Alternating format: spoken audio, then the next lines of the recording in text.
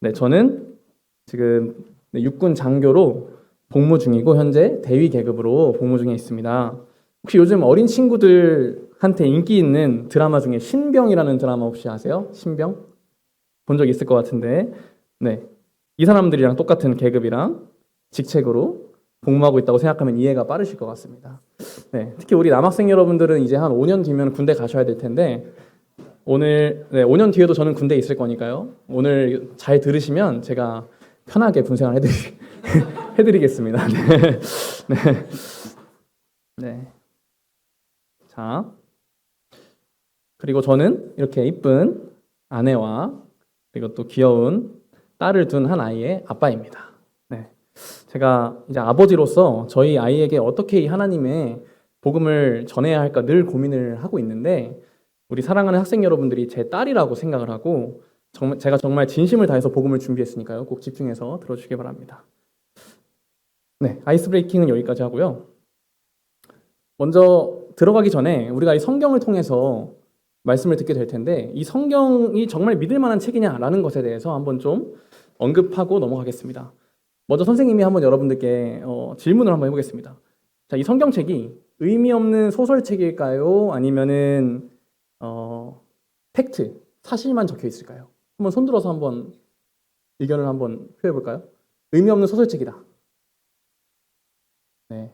사실만 적혀 있다. 손. 안 드신 분은 뭐죠? 네. 맞아요. 성경은 여러분들이 인정하든 안 하든 사실만 적혀 있습니다.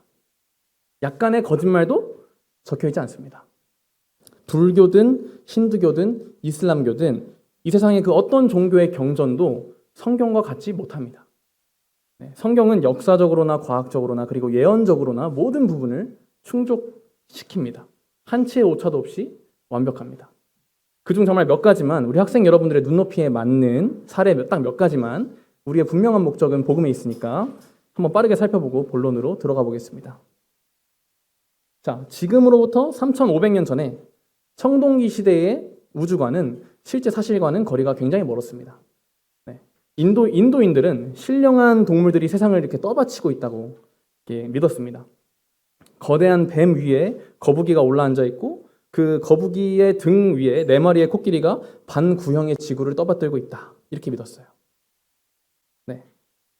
고대 이집트인들은 하늘의 여신 누트가 평평한 땅을 위에서 에워싸고 있고, 누트의 몸에는 별들이 막 새겨져 있고, 매일 저녁 태양을 삼켰다가 새벽에 다시 토해내기 때문에 낮과 밤이 생긴다고 믿었습니다. 자, 제가 지금 말씀드린 이 2가지 사례가 딱 들었을 때 미개해 보이시나요? 아니면은 딱 저 시대다운 발상이다, 이렇게 생각이 드시나요? 딱 저 시대다운 발상 같죠? 그쵸? 네. 저도 전혀 미개해 보이지가 않습니다. 아, 딱 저 시대다운 발상 같구나, 이렇게 생각을 합니다. 저였어도 저런 문화권에서 태어났다면, 그리고 저 당시에 과학적인 한계를 가진 배경에 살고 있었더라면 저도 충분히 저렇게 믿었을 것 같아요. 자, 근데 우리가 알고 있는 지구는 어떻죠? 네. 지구는 우주 공간에 떠 있습니다. 이게 팩트예요. 그러나 방금 살펴봤듯이 너무 당연하게도 고대인들은 지구가 우주 공간에 떠 있다는 것을 감히 상상치도 못했습니다. 근데 마찬가지로 3,500년 전에 기록된 성경 욥기에서는 어떻게 말씀하시는지 한번 볼까요? 네, 한번 같이 읽어보겠습니다. 시작. 그는 땅을 아무것도 없는 곳에 매다시며. 네, 여기서 그는 누구예요? 하나님. 네, 우주와 이 모든 것들을 지으신 하나님께서 땅을 아무것도 없는 곳에 매다셨다고 분명히 기록하고 있어요. 네, 과학이 발달되기 한참 전에, 지금으로부터 무려 3,500년 전에요. 놀랍죠? 자, 그 다음. 네, 1687년에 이 아이작 뉴턴이 만유인력 법칙을 밝혀내서 지구가 허공에 떠 있다는 것을 증명하기 전까지 지구가 허공에 떠 있다라는 그 성경의 말씀을 온전히 이해하는 사람은 아마 없었을 겁니다. 이 성경책이 하나님의 말씀, 즉 거짓이 아니라 온전한 진리만을 담고 있는 책이기 때문에 3,500년 전에 기록이 이와 같이 현대 과학에 딱 맞아 떨어지는 겁니다. 결국 현대 과학이 성경이 사실이라는 것을 증명해 주는 거죠. 자, 시간이 없으니까 딱 2개만 더 말씀드리겠습니다. 자, 고대인들이 지구 내부의 구조를 알았을까요? 몰랐을까요?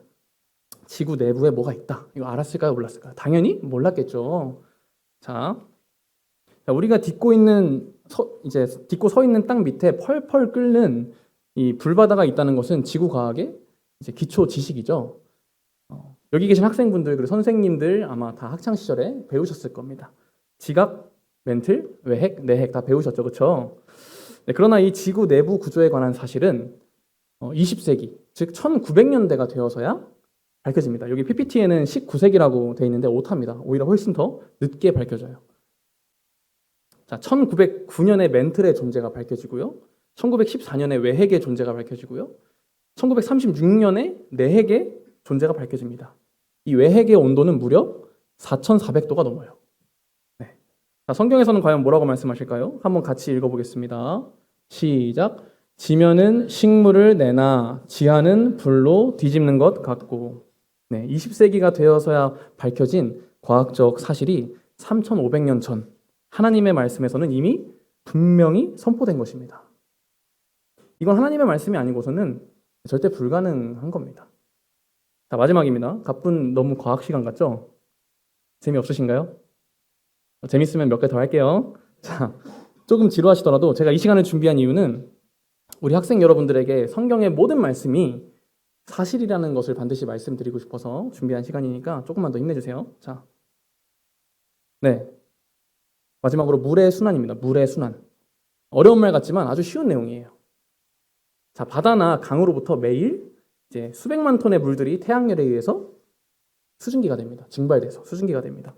이 수증기가 응결되면 구름이 되는 것이고 구름의 수증기가 입자의 충돌로 이제 물방울이 되면 비로 내리게 되는 것입니다. 자, 이 사실은 16에서 17세기에 페라울트와 마리오테라는 과학자에 의해서 밝혀집니다. 16에서 17세기. 자, 그러니까 당연히 3,500년 전의 고대 사람들에게 이러한 물의 순환에 관한 지식은 없었을 것이 당연히 분명하겠죠. 근데 성경에서는 뭐라고 말씀하시는지 보겠습니다. 자, 마찬가지로 가로치고 물은 안 읽으셔도 됩니다. 자, 같이 한번 읽어보겠습니다. 시작. 그가 물을 가늘게 이끌어 올리신즉 그것이 안개 되어 비를 이루고 그것이 공중에서 내려 사람 위에 쏟아지느니라. 네, 현대과학이 16세기, 17세기에 밝혀낸 그런 물의 순환에 관해서 성경은 이미 3,500년 전에 분명히 말씀하고 계시는 것을 우리가 볼 수 있습니다. 놀랍죠? 안 놀랍나요? 너무 당연한가요? 네. 저는 너무 놀라워요. 어떻게 3,500년 전에 이 현대과학이 밝혀낸 사실들을 다 기록해놨을까? 하나만 더 서비스로 제가 살펴보겠습니다. 자, 우리 태양과 달에 대해서 한번 살펴보겠습니다. 자, 지구에서 봤을 때 태양과 달 둘 중에 뭐가 더 커 보일까요? 한번 손 들고 발표해볼까요, 이건? 네. 달. 땡. 손 들고 발표해볼까요? 뭐가 더 커 보일까요? 이제 선택지는 두 개밖에 안 남았어요. 똑같이 보인다 혹은 태양이 더 크다. 확률은 2분의 1입니다. 2분의 1. 한번 맞춰보세요. 네. 태양이 더 클 것 같아요. 땡! 이제 확률은 100%입니다. 빨리 맞추세요. 네. 우리 묵동교회에서 온. 똑같이 보인다. 박수 한번 주세요.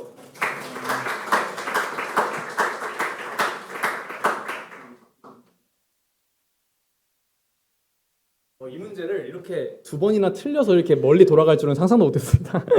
네, 맞아요. 지구에서 봤을 때 태양과 달의 크기는 완전히 똑같이 보입니다. 정말 신기하죠? 자, 실제로는 이 태양의 크기가 달보다 엄청 크죠? 태양의 크기가 달보다 몇 배가 크냐? 400배가 큽니다. 400배. 400배가 큰데 정말 신기하게도 지구로부터 달과 태양의 거리를 보면 달이 태양보다 지구에 약 400배 가까이 있습니다. 그래서 지구에서 봤을 때는 태양과 달의 크기가 완전히 똑같이 보이는 겁니다. 자, 이런 이유 때문에 발생하는 현상이 하나 있죠. 이거 맞추면 정말 제가 인정해드리겠습니다. 손 들고 한번 발표해볼까요? 이것 때문에 발생하는 현상이 있어요. 네. 월식, 한식, 중식, 일식 중에 한번 골라보세요. 야, 박수 한번 주세요.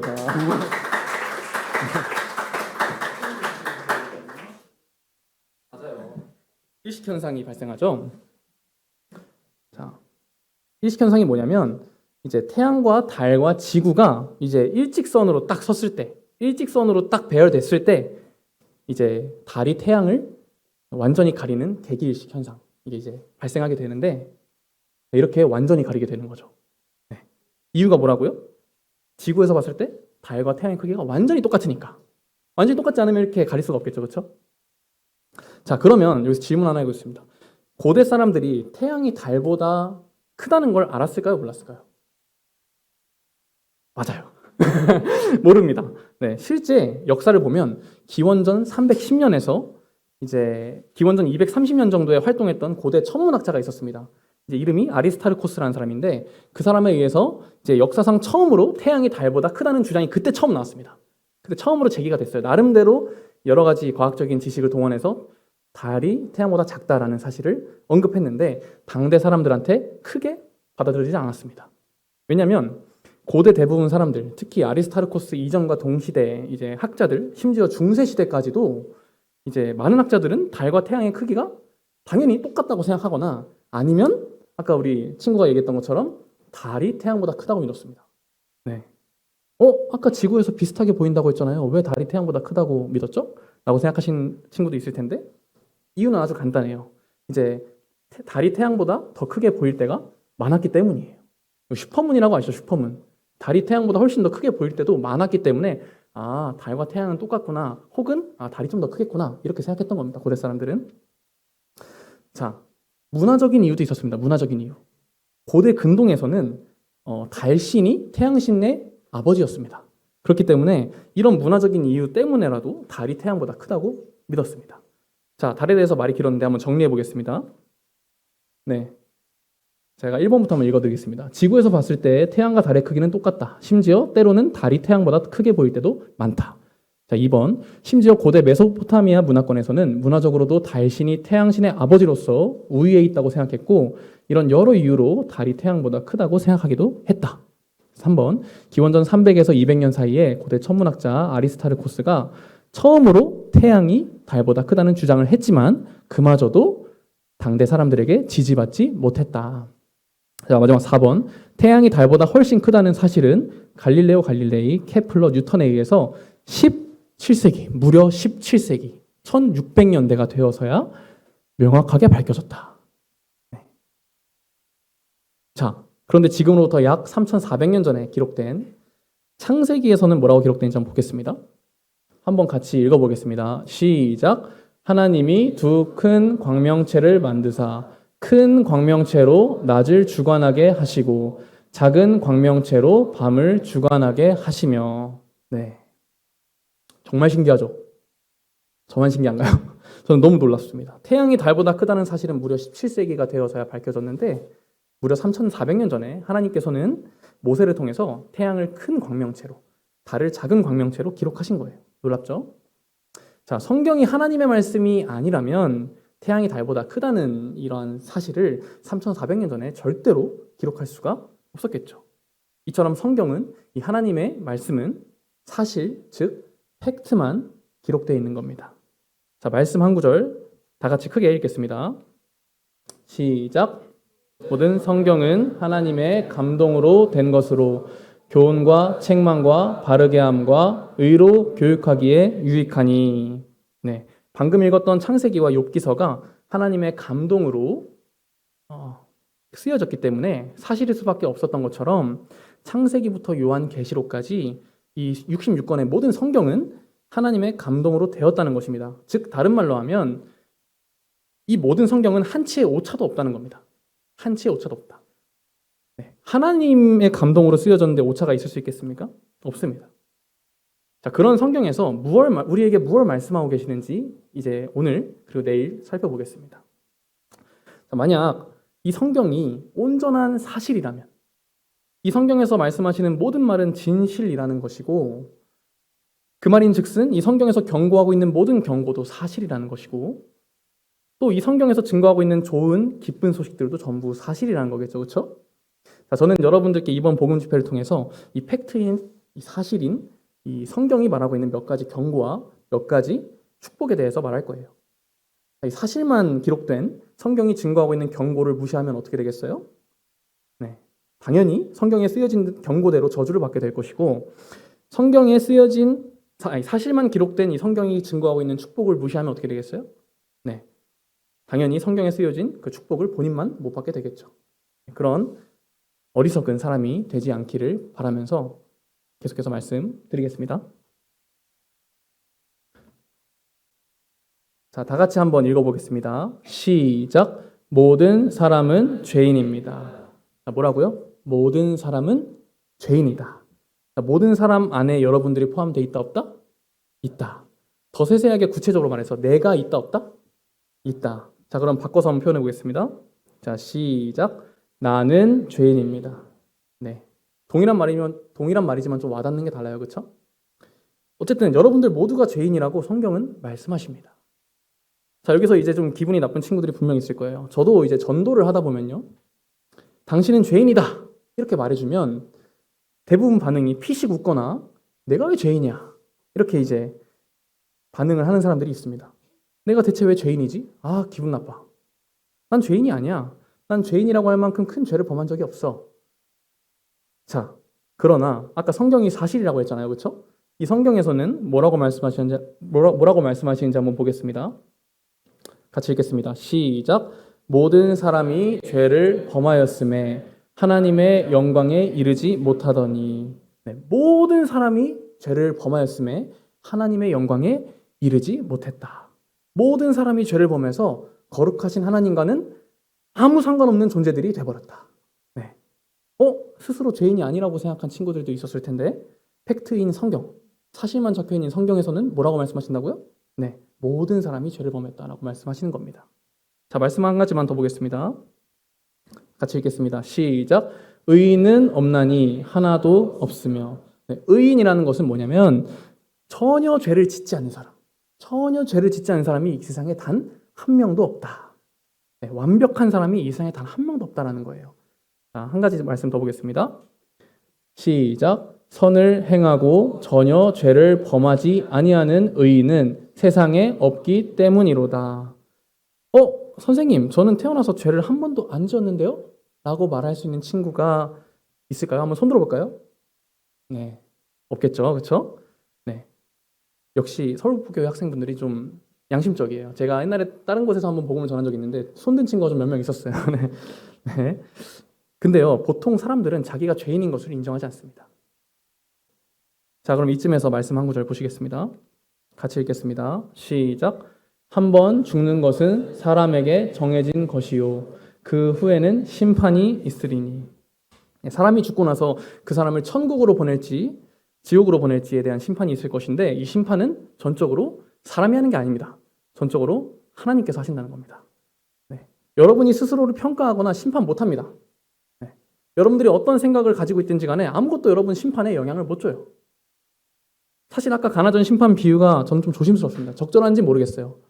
왜냐하면 가나전 심판의 판단은 제가 봐도 너무 애매했고 그리고 그 주심도 사람이기 때문에 그 사람의 판단은 반드시 완벽할 수는 없어요. 얼마든지 실수나 오류가 있을 수 있지만 우리 하나님께서는 어떤 애매한 판결을 내리시는 분도 아니시고 우리 하나님의 판결은 한치의 오차도 없이 정확하고 그분 앞에 서는 모든 사람은 아까 해설위원들처럼 혹은 감독처럼 선수처럼 막 반박했잖아요. 근데 하나님 앞에 서는 모든 사람은 단 한마디도 반박하지 못할 겁니다.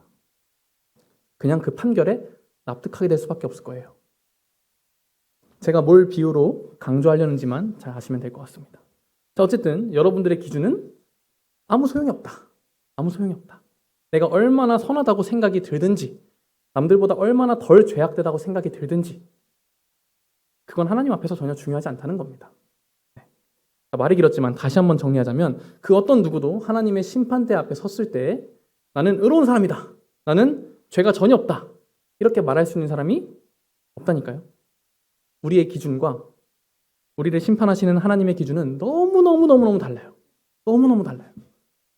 자, 우리는 속으로 누구를 미워한다고 해서 경찰이 잡아갑니까? 네, 그런 일은 대한민국에서 절대 일어나지 않습니다. 사실 우리는 누구를 미워하는 거 평소에 죄로도 크게 여기지 않잖아요. 그렇죠? 근데 하나님의 기준은 어떤지 한번 볼까요? 자, 한번 같이 읽겠습니다. 시작.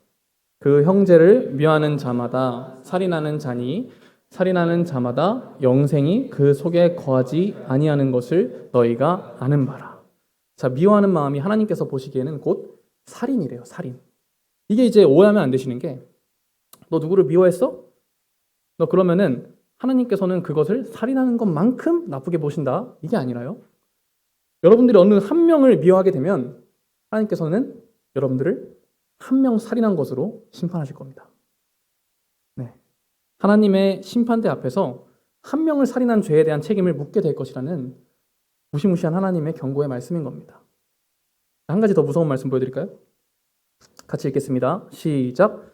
나는 너희에게 이르노니 음욕을 품고 여자를 보는 자마다 마음에 이미 간음하였느니라. 네, 음욕을 품고 여자를 보는 자마다라고 돼 있지만 이건 여성분들도 포함인 겁니다. 음욕을 품고 남자를 보는 자도 이미 간음한 것입니다. 여러분들이 살고 있는 이 대한민국에서 여러분들이 여성분들을 보면서, 남성분들을 보면서 음란한 생각, 야한 생각을 한다고 해서 경찰이 잡아가나요? 네, 절대 그런 일은 일어나지 않는다니까요. 근데 하나님의 심판대 앞에 서게 되면요, 여러분이 한 명의 여성을 혹은 남성을 보고 음란한 생각을 했으면 하나님께서는 그 한 명의 사람과 실제로 간음한 것으로 판결을 내리시겠다는 겁니다. 하나님 참 두렵지 않으신가요? 이게 바로 거룩하신 하나님의 기준이에요. 이 타이밍에 한 번만 더 질문해 볼게요. 정말로 여러분들, 나는 하나님 앞에서 흠도 티도 없는 완벽한 사람입니다, 죄가 없는 사람입니다, 이렇게 말할 수 있는 사람 다시 한번 손 들어보세요. 없죠? 네. 그런 사람은 이 세상에 단 한 명도 없습니다. 하나님의 기준에 따른다면 27명을 연쇄 살해한 살인마나 극악무도한 범죄를 저지른 성범죄자나 여러분들이나 별반 다를 바 없는 죄인입니다. 마치 하나님이 저울에다가 여러분들의 죄의 무게와 그 연쇄살인마, 그 악한 성범죄자들의 죄의 무게를 이렇게 딱 쟀을 때 동일한 무게를, 즉 균형을 유지할 만큼 모두가 동일하게 죄인이라는 겁니다. 절대로 그 사람들한테 한쪽으로 치우치지 않을 거예요. 여러분들과 동일한 무게를 유지할 겁니다. 이게 바로 하나님의 기준이에요. 자, 결국 여러분들은 죄 덩어리예요. 너무너무나 처절한 죄인입니다. 자, 방금 선생님이 얘기한 거는 이제 죄의 열매에 대해서 말씀드렸습니다. 죄의 열매. 죄의 열매라는 건 뭐냐면요, 자, 간음, 살인, 탐심, 사기, 짜증, 질투, 분노, 시기. 이것들이 사실 이제 죄의 열매에 들인 것이고요. 나무에서 열매가 맺히려면 뭐가 있어야 될까요? 네, 죄의 열매가 있으려면 죄의, 맞아요, 뿌리가 있어야 됩니다. 줄기도 있어야 하고 여러 가지가 있어야겠지만 가장 중요한 건 뿌리예요. 뿌리가 양분을 빨아들이기 때문에. 즉 인간이 죄인이 될 수밖에 없는 이제 뿌리가 되는 죄, 가장 근본적인 죄에 대해서 설명해 드리겠습니다. 왜 인간들이 죄인이냐면요, 혹시 이 예시를 들어본 적이 있을지 모르겠지만 제가 재밌는 예시를 하나 들어드리겠습니다. 제목은 착한 운전자입니다. 무슨 얘기일지 감도 안 오시죠, 여러분? 네, 착한 운전자. 자, 어떤 착한 운전자가 차를 몰고 있었어요. 차를 몰고 있었는데 이 운전자는 아주 조그마한 교통법규조차도 어기지 않을 정도로 철저하게 법을 준수하는 사람입니다. 선생님보다 훨씬 낫습니다. 선생님은 맨날 딱지를 많이 끊는 그런 좀 아내한테 맨날 혼나는 그런 사람인데 이 사람은 그런 조그만 교통법규도 안 어겨요. 운전을 하다가 힘들어 보이는 노인이나 약자들이 보이잖아요. 그러면은 자기의 그 갈 목적지가 있음에도 불구하고 태워줍니다, 그 사람들을. 네. 그리고 심지어는 도로변에 위험하게 널브러져 있는 나무나 막 철 이런 것들이 보이잖아요. 그러면은 자기가 지금 급하더라도 침이 내려서 그것들을 도로에서 치워주기까지 하는 그런 착한 운전자가 있다고 한번 가정해 보겠습니다. 이 사람은 우리가 생각하기에 정말 선한 사람이죠. 그렇죠? 정말 착한 사람이죠. 훌륭한 사람입니다. 존경받을 만한 사람인 거죠. 자, 근데 여기서 단 한 가지의 전제만을 추가해도 이 사람은 한순간에 범죄자가 됩니다. 그게 과연 뭘까요? 네? 무면허. 무면허는 제가 생각을 못 해봤는데 좋은 의견인 것 같아요. 무면허는 근데 정답은 아니었습니다. 어찌 보면 무면허보다 훨씬 더 중요한 범죄입니다. 한 가지의 전제만 딱 추가하면 이 사람이 한순간에 극악무도한, 네. 술을 마시고 운전하는 것도 너무나 극악무도한 범죄인데 그거보다 훨씬 더 큰 죄입니다. 아마 그거보다 훨씬 더 형량이 셀 거예요, 제가 알기로는. 뭘까요? 네, 정답을 말씀드리겠습니다. 이 사람, 네. 안전벨트. 안전벨트 때문이면 저도 잡혀가야 됩니다. 저도 자주 안 맵니다. 부끄럽지만. 네. 정답 말씀드리겠습니다. 이 착한 운전자가 몰았던 차가 알고 보니까 훔친 차라는 겁니다. 훔친 차. 남의 차를 훔쳐 타서 착한 행위를 한 거예요. 네. 자, 이 착한 운전자가 몰고 있는 이 차가 만약에 훔친 차라면 이 사람이 어떤 착한 일, 좋은 일을 했어도 그 사람은 여전히 중범죄자입니다. 그렇죠? 인생도 마찬가지예요. 죄가 무엇이냐? 죄란 무엇이냐면 예수님을 왕으로, 그 다음에 주인으로, 나의 하나님으로 받아들이지 않고 자신이 주인 되어 사는 그것이 죄입니다. 자, 뭐라고요? 자신이 주인 되어 사는 것이 죄라고요. 단순히 우리는 그냥 거짓말했으니까 난 죄인이겠지. 물론 그거는 맞아요. 맞는 말이에요. 근데 그건 죄의 열매라니까요. 근본적인 우리가 죄인이 된 그 근본적인 죄의 뿌리는요. 우리가 스스로 주인 된 거. 하나님께서 마땅히 주인 되셔야 할 그 인생을 내가 훔쳐 탄 거. 그게 근본 뿌리의 죄입니다. 하나님이 마땅히 주인 되셔야 할 나의 인생을 하나님께로부터 훔쳐서 마치 내가 주인인 양 살아간다면 그 어떤 선한 행위를 한다 해도 그 사람은 여전히 죄인인 겁니다. 같이 한번 읽어보겠습니다. 시작. 죄에 대하여라 함은 그들이 나를 믿지 아니함이요. 네, 예수님을 주인으로 믿지 않는 그것이 바로 죄입니다. 한 말씀만 더 보겠습니다. 자, 시작. 내 백성이 두 가지 악을 행하였나니 곧 그들이 생수의 근원되는 나를 버린 것과 스스로 웅덩이를 판 것인데 그것은 그 물을 가두지 못할 터진 웅덩이들이니라. 네, 생명수의 근원 되신 하나님을 버린 것. 이게 바로 죄의 근본인 겁니다. 생명수의 근원 되신 하나님이 계신데도 불구하고 터진 웅덩이, 물을 잘 담지도 못할 웅덩이, 그리고 수질도 아주 안 좋은 더러운 웅덩이의 물을 마시며 사는 게 그게 죄라고요. 더 쉽게 말해서 생수의 근원 되신 하나님을 버리고 자신이 주인 되어 사는 그것이 죄라고요. 과거 왕조 시절에는요. 왕에게 반역하는 즉시 삼족을 멸했습니다. 삼족. 이 삼족이 무슨 뜻인지 잘 모를 수도 있는데 설명해 드리겠습니다. 삼족을 멸한다는 게 뭐냐? 위로는 할아버지를 비롯한 백부랑 숙부들. 그 다음에 옆으로는 형제와 조카들. 아래로는 아들과 손자들까지도 전부 다 싹 다 처형당해야 되는 죄가 삼족을 멸하는 죄입니다. 근데 이 삼족을 뭘 해야지 삼족을 멸했다고요? 왕을 거역하는 거. 왕에게 반역하는 거. 자, 왕에게 반역하는 일이란 이렇게 심각한 중범죄인 겁니다. 온 가족이 몰살당할 정도로 심각한 중범죄예요. 자, 그렇다면 온 인류의 왕은 누구실까요? 같이 한번 읽어보겠습니다. 시작. 하나님은 복되시고 유일하신 주권자이시며 만왕의 왕이시며 만주의 주시오. 네, 만왕의 왕, 만주의 주 되시는 온 세상을 창조하고 다스리시는 하나님께서 인류의 유일한 왕이십니다. 자, 그런데 여러분들은 하나님을 마땅히 두려워하셨나요? 하나님의 이름을 높여드렸나요? 하나님을 찬양했나요? 하나님께 예배드렸나요? 아니면 반대로 하나님께 반역했나요? 하나님을 떠났나요? 하나님을 멸시했나요? 하나님 따위는 없다고 했나요? 자신이 주인 되어 살아왔나요? 자신이 어느 부류에 해당되는지는 본인이 아마 가장 잘 알 겁니다. 어쨌든 그 모든 죄는 하나님을 왕, 곧 주인으로 인정하지 않는 죄로부터 시작되는 것이라는 걸 저는 지금 말씀드리는 겁니다. 자, 말씀 두 구절만 더 보겠습니다. 같이 읽겠습니다. 시작. 내가 내 영광을 위하여 창조한 자를 오게 하라. 그를 내가 지었고 그를 내가 만들었느니라. 한 말씀만 더 보겠습니다. 시작. 이 백성은 내가 나를 위하여 지었나니 나를 찬송하게 하려 함이니라. 자, 하나님께서 우리 학생 여러분들을 창조하신 목적은 하나님의 영광을 위해서, 하나님을 찬양하게 하기 위해서 만드셨고, 하나님께서는 여러분들과 함께 사랑을 나누고 즐겁게 교제하고 서로 행복하기 위해서 창조하셨는데, 여러분들은 그런 하나님의 이 창조 목적을 무시해버리고 스스로 주인이 되어서 지금까지 약 14년에서 19년을 살아오신 겁니다. 하나님을 믿지 않고 스스로가 주인 된 것이 죄의 뿌리고 그 죄의 뿌리로부터 열매를 맺게 된 것들이 아까 선생님 말했던 간음, 시기, 살인, 탐심, 짜증, 질투, 분노 이런 죄들인데 우리가 이런 죄들을 날마다 매일마다 짓고 사는 거예요. 결론은 여러분들은 하나님을 떠난 근본 죄를 지은 것도 모자라서 그 죄의 열매인 더러운 죄들을 매일마다 짓고 있는 게 여러분들의 현실이라고요.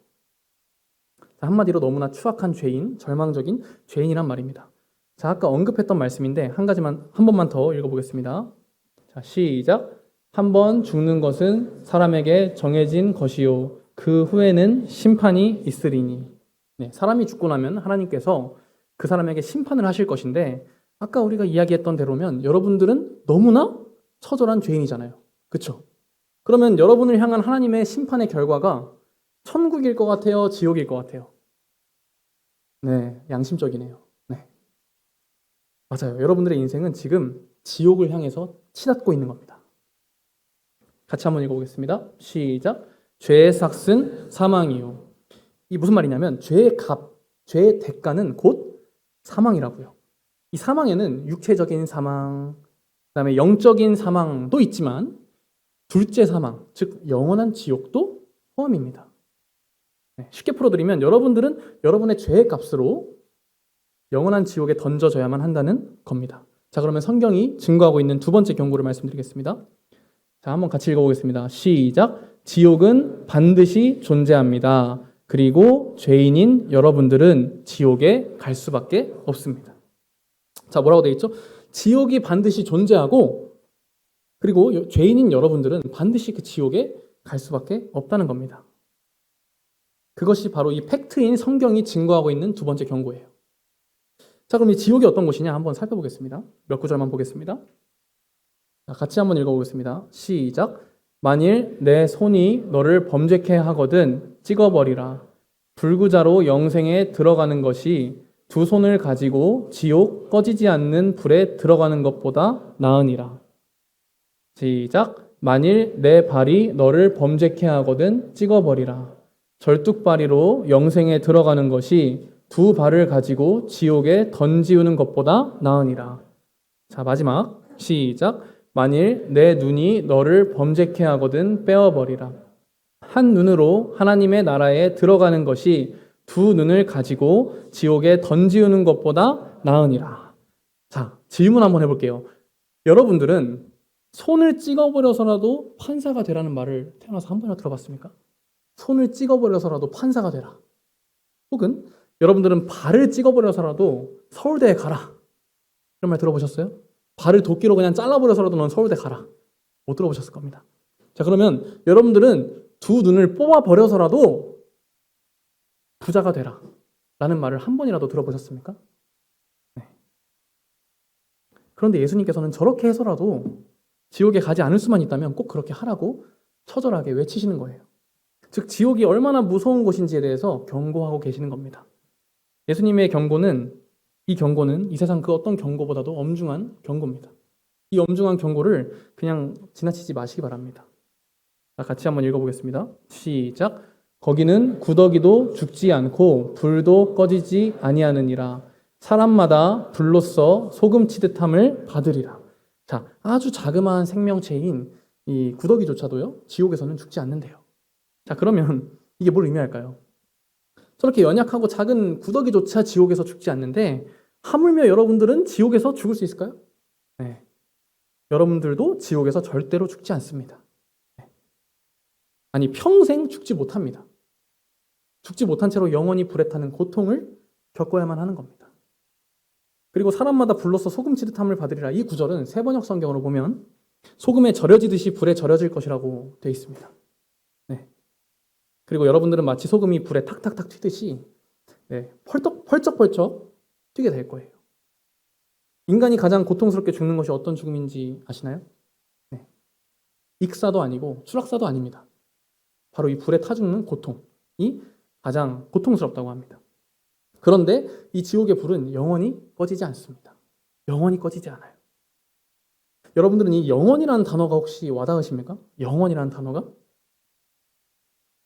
우리 사랑하는 우리 학생 여러분들은 아직 살아봤자 14년, 15년, 16년, 뭐 길게 살아봤자 19년 밖에 살지 못했을 거예요.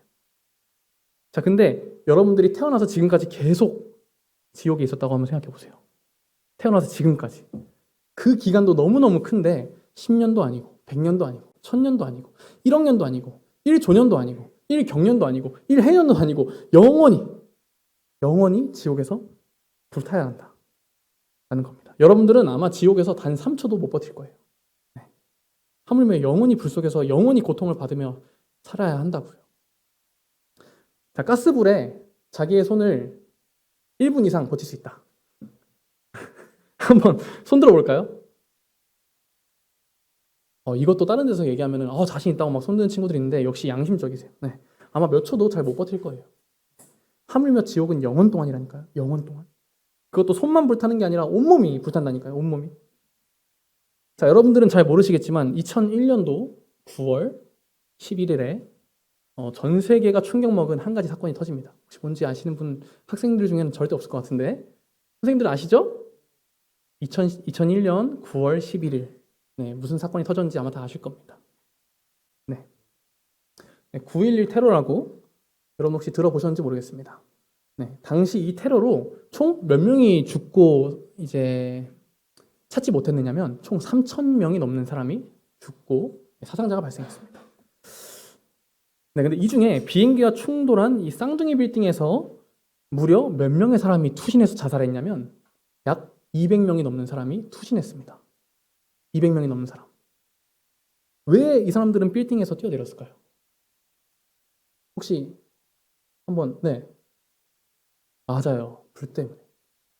자기가 뛰어내리면 죽는다는 걸 당연히 알겠죠. 이 빌딩이요. 500m로 넘습니다. 500m가 넘는 빌딩이에요.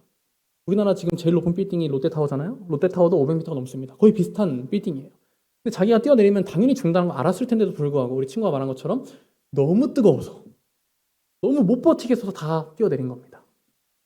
그것도 한두 명이 뛰어내린 것도 아니고요. 200명이 넘는 사람이 뛰어내렸어요.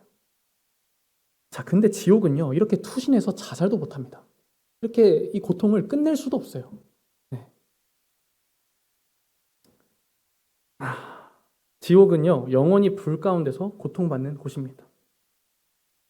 왜요? 하나님의 판결에 따르면 죄인들은 전부 지옥에 가야 하기 때문에 죄인들은 영원히 그 지옥에서 영원히 고통받는 거예요. 사실은 이게 죄인이 자기 죄값대로 가는 거지만 죄인이 하나님을 주인 삼지 않은 죄 때문에 가도요. 지옥에서 영원히 처벌을 받는다 해도요. 자기가 하나님께 범죄한 그 죄값을 전부 감당해낼 수도 없습니다. 네. 자, 이 지옥에 대해서 성경 그 어느 곳보다도 생생하게 증언되는 장면을 한번 보시겠습니다. 지옥에 간 사람의 처절한 외침을 한번 볼 텐데 그 전에 간략하게 이야기를 설명해 주면 한 부자와 나사로라고 하는 거지가 살고 있었는데 거지 나사로는 예수님을 믿어서 천국에 갔고요. 부자는 예수님을 믿지 않아서 지옥에 갔습니다. 자, 이건 그 부자의 처절한 외침입니다. 자, 이건 제가 읽어드리겠습니다. 불러 이르되 아버지 아브라함이여 나를 긍휼히 여기사 나사로를 보내어 그 손가락 끝에 물을 찍어 내 혀를 서늘하게 하소서. 내가 이 불꽃 가운데서 괴로워하나이다. 자, 손가락 끝에 물을 찍어서 자기의 혀에 찍어달라고 부탁하는 모습입니다. 자, 여러분들은 여지껏 아무리 목이 탔을 때가 있었을지라도 내가 축구를 막 2시간 동안 하고 목이 너무 타. 근데 그랬을지라도 이렇게 손가락 끝에 물 찍어서 제발 한 방울만 줘라라고 부탁해 본 적 있습니까? 네, 아마 한 명도 없을 겁니다. 얼마나 처참한 부탁이에요? 손가락 끝에 물을 찍어서 혀에 댄다고 한들 뭐가 달라지겠습니까?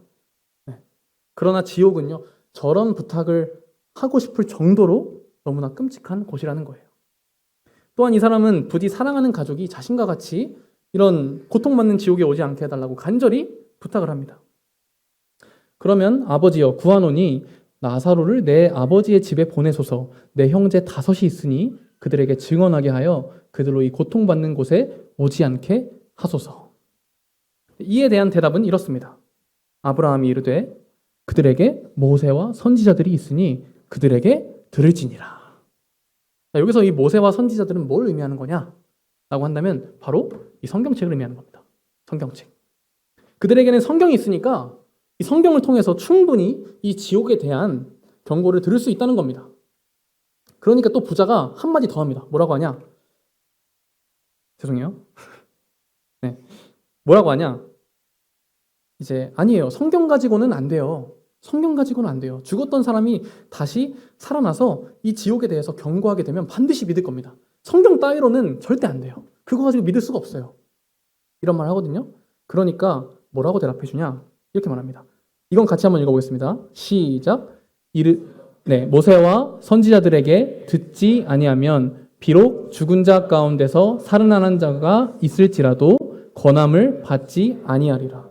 네, 만약 성경에서 경고하시는 이 말씀을 무시해버리면 죽은 자가 다시 살아난다 한들, 죽은 자가 다시 살아나서 이 지옥에 대해서 경고한다 한들 듣지 않을 것이라는 겁니다.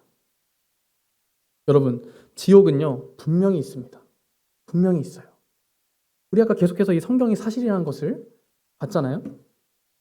사실만 증언하는 이 성경에서 지옥의 존재를 분명하게 경고하고 있습니다. 분명하게 기록하고 있어요. 여러분들이 이 지옥의 존재를 무시해버리고 여러분들이 구원받지 못한 상태로 죽는다면 그 순간부터는 천국에 갈 수 있는 기회가 전혀 없어집니다. 전혀. 한 번 생기고 혹은 10년에 한 번 생기고 이런 거 아니에요. 한 번 죽는 순간 그 지옥에서 영원히 고통받으면서 단 한 번에 다시 구원받을 수 있는 기회가 주어지지 않습니다. 한 번 죽으면 끝이에요. 기회는 따라서 바로 지금입니다. 지금이에요. 저기 교회에서 한 청년분들 막 20, 30대 혹은 40대, 50대, 60대 이렇게 계신 분들 보면 저 정도 나이 정도는 돼야지 하나님을 제대로 믿는 것 같아. 아직 내 나이 때 정도는 그냥 학생 캠프 그냥 재밌게 다니고 내 삶을 즐기고 다 즐기고 그렇게 살다가 청년 되면 나도 그때 제대로 교회 생활 하겠지. 여러분 이런 생각은요. 여러분의 생각일 뿐이에요. 네. 세월호에서 죽은 학생들이 그날, 그때, 그 시에 죽을지 알았겠습니까? 네, 아무도 몰랐을 겁니다. 여러분들이 내일 당장 죽을 수 있는 거예요. 자, 한 말씀 더 읽겠습니다. 시작. 몸은 죽여도 영혼은 능히 죽이지 못하는 자들을 두려워하지 말고 오직 몸과 영혼을 능히 지옥에 멸하실 수 있는 이를 두려워하라. 네, 몸은 죽여도 영혼은 지옥에 못 보내는 사람들을 두려워하지 마시고 몸과 영혼을 전부 지옥에 던져버릴 수 있는 하나님을 두려워하시기 바랍니다. 자, 이제 슬슬 마무리하겠습니다. 자, 선생님이 첫 번째 시간에 두 가지 경고에 대해서 말했어요. 첫 번째 경고는 뭐였다? 네, 여러분이 죄인이다 라고 경고했고요. 두 번째는 뭐였어요? 지옥은 반드시 존재하고 죄인인 여러분들은 그 지옥에 갈 수밖에 없다라는 걸 선생님이 경고했습니다. 자, 그러면은 여기서 질문. 선생님이 이 자리에 여러분들한테 악담하고 저주하러 왔을까요? 이렇게 하고 그냥 가면 선생님 나쁜 사람입니다. 여러분들 그냥 지옥 갈 겁니다 하고 그냥 가면 선생님 나쁜 사람이에요. 그렇지만 절대 아니겠죠. 자, 이 두 번째 시간부터는 선생님이 어떻게 하면 이 끔찍한 지옥에 가지 않을 수 있는지에 관해서 자세하게 말씀드리겠습니다. 자, 마지막 말씀 한 구절만 읽고 마칠게요. 자, 시작. 아들을 낳으리니 이름을 예수라 하라. 이는 그가 자기 백성을 그들의 죄에서 구원할 자이심이라 하니라. 네, 오늘 말씀에서 들었던 것처럼 여러분들은 끔찍한 죄인이고 죄덩어리인데 이 죄로부터 용서받을 수 있는 유일한 해결책이 바로 이 예수님께 있다는 겁니다. 이제부터는 이 예수님에 대해서 선생님이 자세히 설명을 해드리겠습니다. 아시겠죠? 네, 그러면은 잠시 쉬셨다가 두 번째 시간 시작하도록 하겠습니다.